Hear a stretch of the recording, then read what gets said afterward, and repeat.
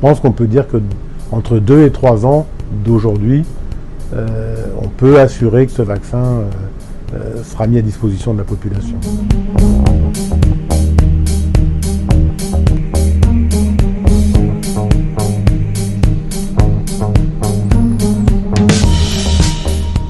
Sur la liste des candidats vaccins développés, celui qui est en tête dans l'avancement du programme, c'est celui qu'on a fabriqué ici, on a inventé à l'Institut Pasteur et qui a été développé ensuite par une société autrichienne.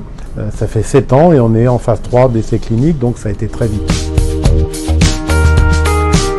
Le vaccin qu'on a fait, nous, dans mon labo à l'Institut Pasteur, est basé sur la technologie qu'on avait développée ici, qui est l'utilisation du vaccin rougeole, donc un vaccin pédiatrique classique, vivant atténué, qui a 40 ans d'utilisation, qui est un vaccin à la fois très efficace et très sûr, qui s'utilise sans adjuvant, qui marche très très bien.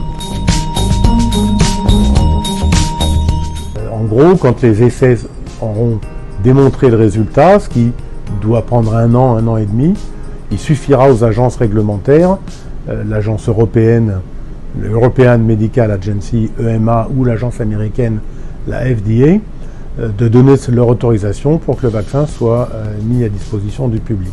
On peut dire 2023, mais on ne peut pas non plus l'affirmer parce que si survient un problème pendant l'essai de phase 3, ça va retarder encore le développement. Jusqu'à présent, il n'y a pas eu de problème, ça a avancé de manière linéaire, mais vous ne savez jamais quel problème peut survenir.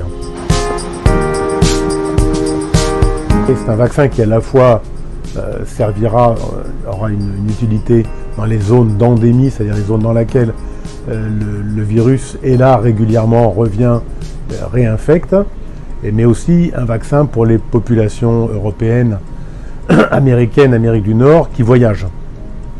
Donc quand on va voyager dans une région où il y a du risque de chikungunya, il faudra se faire vacciner.